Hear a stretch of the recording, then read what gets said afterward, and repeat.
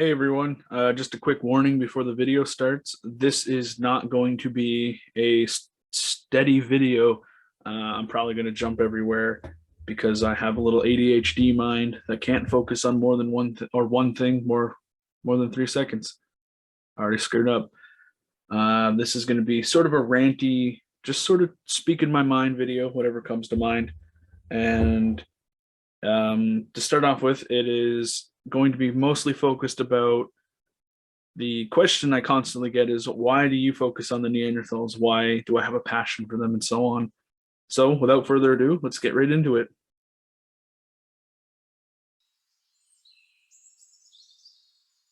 All right, so to start off, I can say I don't know why. That's the short answer. The long answer, I guess, is sort of complex, but not really. Um, Basically, it all sums down to what I got interested in. Um, in the early days of my life, or the early years of my life, so I'm talking sleepover at grandma's kind of age. I didn't know what a Neanderthal was, had no idea what flint napping was, and so on. And I didn't know what Clan of the Cave Bear was, so I was obsessed with that in my early years. I used to love it, watching it and sort of reading the books, although I could never really sit there and read them for too long. Anyways, going into my teen years, I was really interested in World War history, and I thought I would do something in that. But then one day, I had the magical thought of literally looking up, what is it called when cavemen? What is it called when cavemen knocked two rocks together? Um, and that sort of spiraled into all of this. The Facebook group, which is doing really well right now, YouTube, and so on. And but answering the question of why Neanderthals, I'm going to assume it's because when I was watching YouTube videos one day, I came across the level one technique, and that's sort of what I became hooked on. And when I started flint napping, I was very interested in the Magadolania period, Solutrean, Gravettian, and so on. And since I live in North America and Canada, I I was very interested in recreating or attempting to recreate a lot of the Great Lake areas of Ontario projectile points. I got a poster of it, and I used to try and recreate all those points. Um, since then, I've focused more on the Middle Paleolithic in Europe, and why? I I guess there's just something about imagining these short, stocky people surviving many ice ages and many warm periods as almost hyper carnivores. Like most of the Neanderthals were hyper carnivores, except there are exceptions. We all know that. And that is always just really interesting to me. I find that people tend to focus, well, obviously, people tend to focus on humans, Homo sapiens, even though Neanderthals were humans. You know what I mean? And so I find it not to be unique, but to focus on Neanderthal technology, it shows people something new.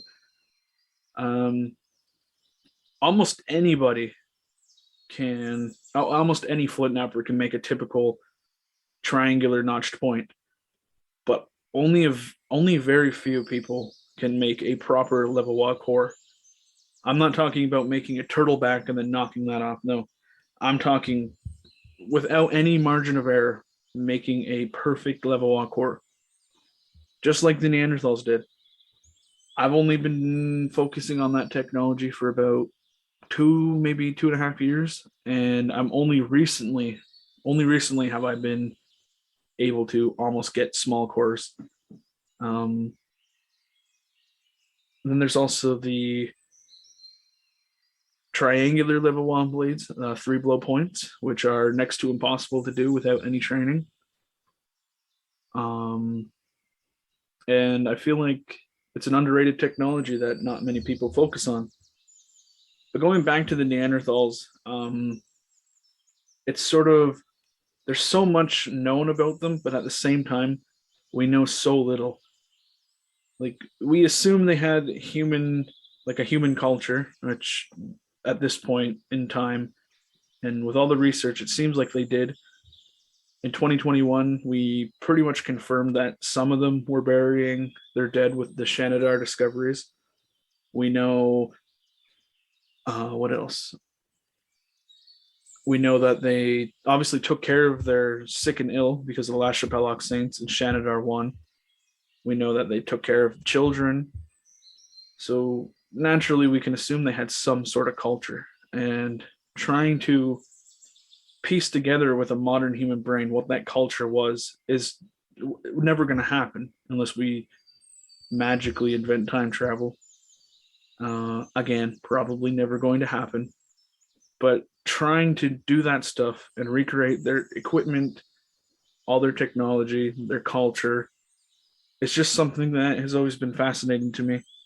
And it's very underrated. I feel like a lot of people, even in flint knapping and primitive culture and equipment enthusiasts, still underestimate the Neanderthals. We know that they hybridized with us. It's now starting to become more and more clear that they might have had bone needles, which were actually more likely small awls.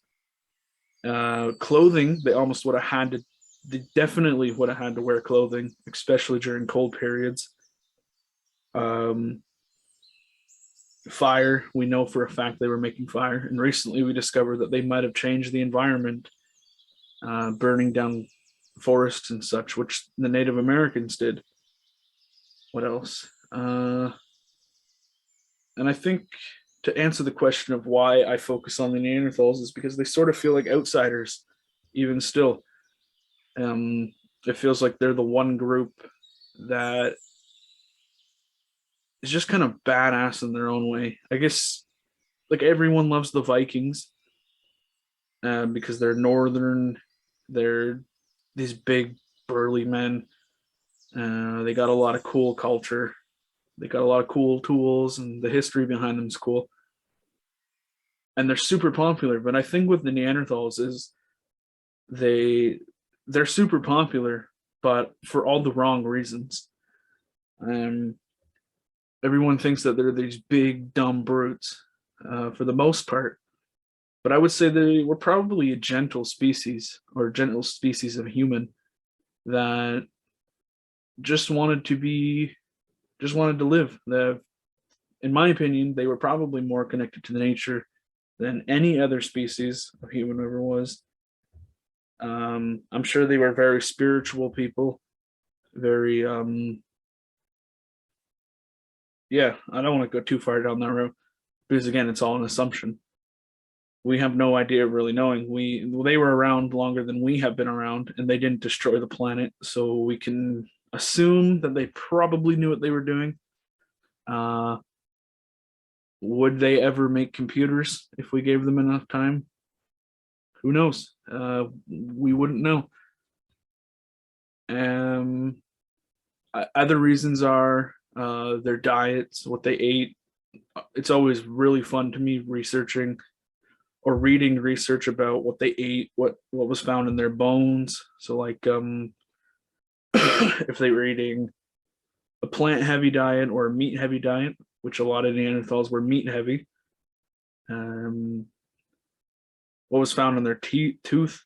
Um, what's it called? Enamel? No, plaque, dental plaque. It's always fun seeing that. Uh, and then going on to that, like my mind races when I talk about these things, so it's hard to get everything out. But a lot of it, it's cool to see again with the plaque, going to see if they brush their teeth. And in Spain and some area there, as some other areas, they were brushing their teeth maybe with spruce twigs. I haven't tried it, but I want to. What else? Fire making technologies. We don't know too much about that. Um, a big one for me is birch tar. I love trying to figure out how they did that. The biggest one though would be going back to level wall points, level wall technology. I love the challenge of trying to get a perfect level wall core. Um, to me, it's just ecstasy when I do it perfectly perfect without any margin of error. And that's what a lot of flint knappers get when they make these beautiful Salutrian points or these beautiful Native American style points. Everyone has their own form of dopamine release. And for me, it's just the Neanderthals. I guess you could call it, I love romanticizing about their lives, even though I'm sure a lot of it was downs and a lot of it was ups. Um, Childbirth would have been an amazing thing back then. I don't want to go too far into the modern politics, but I feel like in a lot of ways they had simpler lives. In a lot of ways, we have simpler lives. Obviously, they didn't have to pay taxes and go work a 9 to 5.